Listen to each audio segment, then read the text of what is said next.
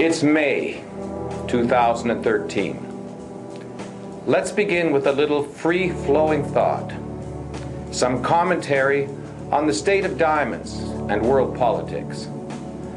Last month, we felt violated as Boston endured an act of intentional harm. And we are all feeling some personal responsibility for the tragedy in Bangladesh. There is so much happening around us, and it seems that when our collective attention is just getting used to the impact of one dramatic event, we are swept away by another. However, this is a diamond-centric broadcast, and the diamond world has its own horror stories. Diamond industry organizations disagree over how to react to conflict diamond issues. Each is trying to maneuver for a political or economic advantage. Most retailers are consciously unaware and find diamond politics affecting other parts of the world too distant. Most just don't care as long as the sale is made, but in the big picture, apathy is negative. The diamond industry has already lost a great deal of luster. This has happened over time and reached the public conscience in the 1990s with the conflict in Sierra Leone. A social conscious movement has grown up around us, a social consciousness that has the potential to break a luxury industry like the fur trade or the diamond trade. I'm a natural skeptic and see this diamond industry as far from altruistic. Admittedly, the philosophical goal of a completely transparent diamond pipeline is commendable, but truthfully, is it possible or practical? This diamond industry has been exposed for money laundering in places like Dubai, and yet Dubai sees itself as the next world rough trading capital. Our diamond industry is moved to action when it feels pressure or is threatened by impending government legislation like Dodd-Frank in America.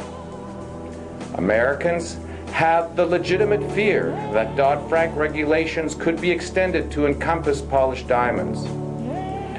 Our diamond industry is divided by political and economic interest that place the United States and the European Union at odds with Israel, China, India, and Russia over the flow of diamonds coming from countries like Zimbabwe.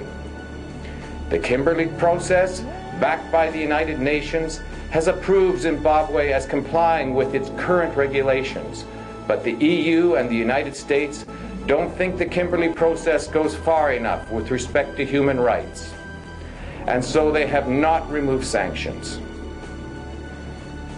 Now, I really shouldn't be surprised by political disagreements when countries like Russia back a dictatorial Syrian government and China supports North Korea.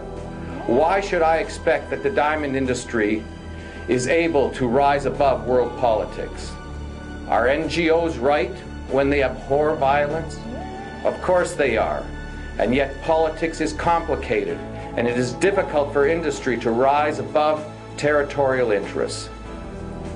The United States and the European Union are now pushing to trace or track polished diamonds.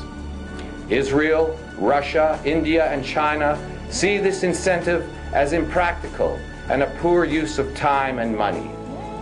They see industry as punishing itself with an idea that is expensive and burdensome. Will the tracking of polished diamonds help end conflict and violence, or will it lead to new methods of smuggling and deception? Do large retailers want to start tracking polished diamonds to gain a new sales advantage, or are they altruistic? The Swiss banks have been exposed for sheltering illicit money, and prosecution for tax evasion is currently all over the news. The diamond industry is right there, moving goods through the big wash. And all this is happening in spite of Kimberley controls over the movement of rough diamonds. So is it right to be cynical? Or are polished diamond tracking incentives capable of making a difference? America and the EU continue with their sanctions against Zimbabwe and are at odds with the World Diamond Council and the Kimberley process. Diamond industry committees are busy bickering with each other and trying to project the right impression. At the time of this broadcast, a new group of self-appointed, like-minded people is meeting in Paris with the goal to track the trade of polished diamonds and to improve responsible sourcing. And the United Nations has just renewed sanctions against the Ivory Coast. Meanwhile, the majority of retail jewelers and consumers are blissfully unaware of most of these events. The public is not driving the conflict bus forward, but the bus is being pushed uphill by industry. Now, any positive incentive must be viewed as a worthy incentive. But is a new polished tracking incentive really going to help stop conflicts and human rights abuse? Are international sanctions more suited to getting this handled? Are further tracking incentives just another way of romancing the stone? I don't have the answer. I think industry has a common goal to keep diamonds free of controversy. Diamonds need to regain and maintain their image of beauty and love. The question is it the fault of the diamond industry that there are corrupt governments or governments that fail to maintain proper human rights standards or working conditions? Will further tracking of polished diamonds stop human rights violations, smuggling, and money laundering? Certainly, Kimberley has not succeeded in curtailing these activities. Is it the role of industry to cross over to the political realm? And if so, how can it be done effectively? Is it the fault of the garment industry that there are tragedies in Bangladesh? Or is this tragedy the result of political corruption and greed? Are impoverished countries better off with the introduction of mechanized industry? And can we really expect industry in third world countries to immediately attain first world standards? Are jewelers responsible for the horrendous civil wars? Are diamonds bringing more prosperity to impoverished countries? Where does the responsibility of industry lie? How can industry make a practical impact and affect positive change? Is the further tracking of polished diamonds going to make a difference, or just be cosmetic? These are serious questions. It is in the jewelry industry's interest to increase the public's emotional involvement with diamonds. Doing nothing is not an option, but doing something superficial or impractical is also not an option. The internet generation will demand honesty from the diamond industry if they are to cherish diamonds in the future. The internet generation has lost some enthusiasm for the glamour of diamonds, partly because of commoditization and partly because diamonds have been gift-wrapped in politics. Diamonds are hemorrhaging and need more than a band-aid. Big brother De Beers has deserted the ship, and diamonds need to rise to higher expectations. I love diamonds. You love diamonds. In truth, everyone loves diamonds, and we need to renew the love affair. The political issues of the world are serious issues. Global economics is a complicated science. There has been political improvement in Sierra Leone and in Zimbabwe.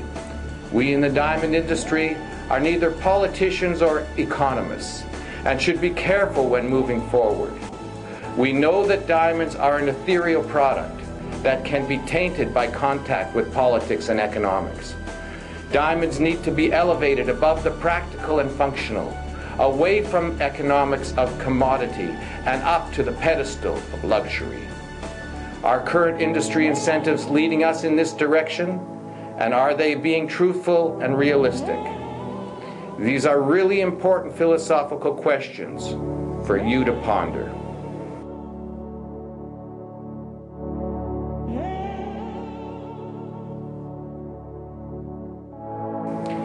Here is a quick synopsis of the news.